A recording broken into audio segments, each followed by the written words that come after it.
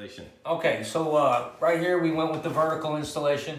There's a couple ways you can install this. You know, if I'm going directly to the studs, of course, I'll run some furring strips. That way I can fasten it to the furring strips because I'm not going to be hitting my studs. My studs are going to be 16s on center.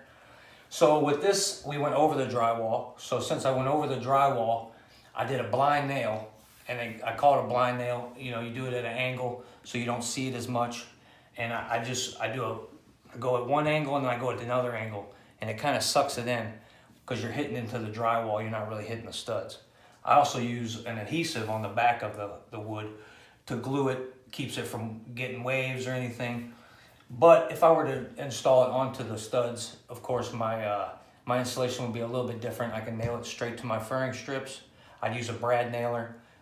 Depending on the depth of what's behind my wall, I would have to change, you know, the length of my nail for my brad nailer.